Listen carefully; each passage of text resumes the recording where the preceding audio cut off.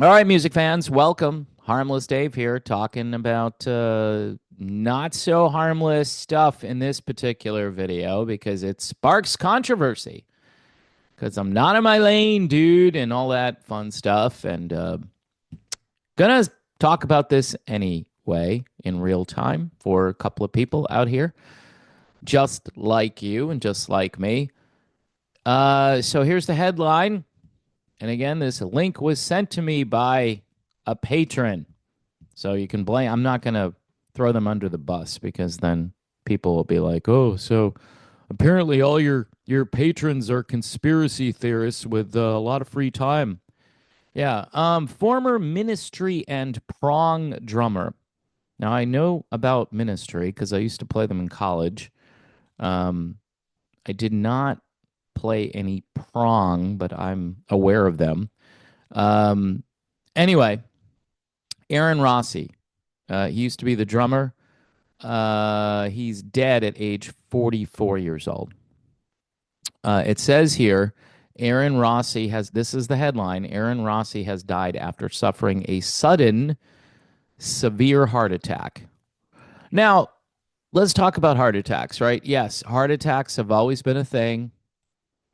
I don't know the stats on heart attacks in the year 2025 versus heart attacks in the year, say, 1975. It would be interesting. It would be interesting to do an A B comparison there. And that would be for someone who does a channel talking about health issues. But it's just kind of interesting to me as far as are we seeing more of these and why are we seeing these? And these questions, you can't even ask them now because then people will spam you and tell others that this guy here, who's supposed to be talking about music, is talking about stuff he has no idea about. All I'm doing is raising a question or two. Now, I've been doing that since 2021. Aaron John Rossi passed away from a sudden severe heart attack. It's a full message from his Facebook page. At least they told you what it was. A lot of times they say things like natural causes. Aaron died from natural causes. People liked Aaron. It says here he was a force with his own gravitational pull. His powerful energy instantly captured you. If you saw him on stage, you were blown away by his immense power, speed, and agility. And if you were lucky enough to know him in person, you were equally taken by his kindness, humor, and humility. So, all of these great character traits and musical abilities here, and he's not here anymore. Now, again, if I'm in this family or I'm one of his friends, I'm like, so why did Aaron die at 44 years old from a sudden heart attack? What caused that? So maybe as a way to honor his 44 years of existence, maybe we should look into helping others avoid a similar fate. But that's not what people think about anymore. Anyway, it says here there will be a celebration of life, which is kind of a contradiction in terms when people say that they're going to be doing a celebration of life when someone is no longer alive. I guess it's celebrating his life while he was here and remembering the good things. I get it.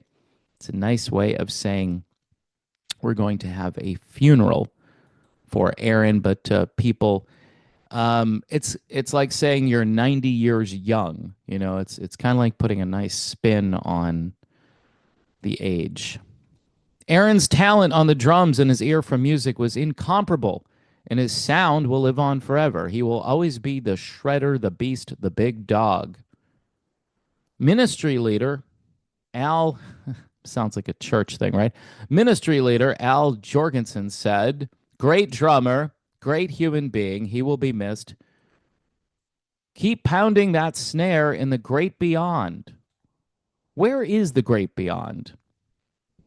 Curious about that. And I guess it's a way, a lot of the language that revolves around someone's passing, someone's death, is really for those who need to cope with this reality. In other words, oh, he's in the great beyond. Well, where's the great beyond?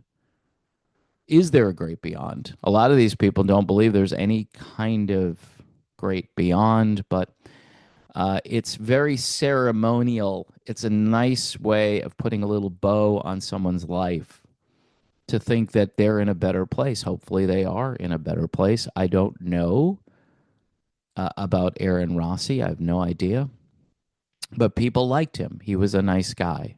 So, 44 years old and heart attack, severe heart attack. Now, again, just from a speculation standpoint, maybe this can be linked to his lifestyle and some of the choices that he made. He looks like a pretty big guy based on the picture that they posted here, and I'll try to find a picture, but I don't know. It's the picture of Aaron isn't really that important. It's just thinking to yourself, we can do better as a race of human beings. The human race can do better if we figure out maybe how to keep people here for their scheduled 80, maybe 90 years, depending on, what you do with your life. Maybe we can increase that life expectancy a little bit so Aaron could be here to play drums a little bit longer. I don't know. People could be really cynical and say, hey, I'm in a band called Ministry, and then I'm in another band called Prong, and just look at the type of music and the subject matter and all that. And I don't know. I'm not going to go there here. It seems that people, though, are left very clueless. And this just is very perfunctory. Yeah, he's in the great beyond. Keep pounding those drums in the great beyond. Yeah. All right. Well, I guess that's it. Nothing to see here. Thanks for playing the game, and we'll move on to the next subject. So, I don't know. I always feel like I need to just at least touch on Jesus Christ a little bit in moments like this and say, hey, without Christ, now say you just don't believe anything about religion or Jesus Christ and think it's all just like a coping mechanism, which it kind of is, because without Christ, there isn't any hope at the end. I mean, you've got the great beyond and whatever else people can conjure up in their mind. I mean, they kind of have a framework. Yeah, there's something hopefully out there. We don't know what it is.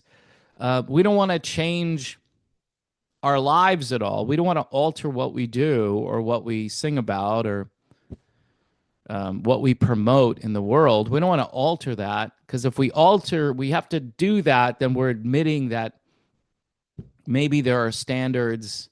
Maybe God wants us to behave in a certain way, and there's no way we're going to get involved with that. That would be admitting that those Neanderthal religious people are right about something. So we're not going to go there, even though that is technically the only hope we have is Jesus Christ. That's the only hope we have. So, for those of you who don't ponder the end, because the end can happen instantly. 44, he's done. He's not here. You need to have, again, something to fall back on. You need something, because if you have nothing, then this is all pointless. Existence is pointless if there's nothing to put your hope and faith and trust in. And there's a lot of evidence out there. Lee Strobel is a guy people should check out. Lee Strobel. All right. If you don't know who Lee is, he's written some amazing books. He was an atheist at one time, and his wife became a Christian, and that created all kinds of tension in his household. But he went on a search because he was this investigative reporter.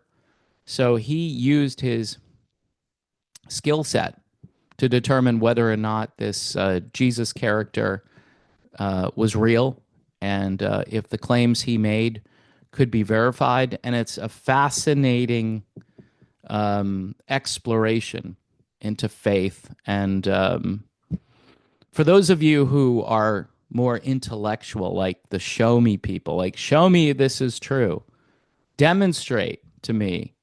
I need intellectual proof.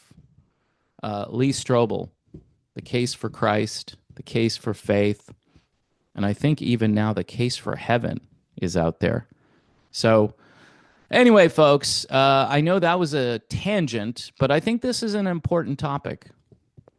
And whatever caused this man's early departure from planet Earth, that's subject one. But the bigger overarching topic here is what happens afterwards.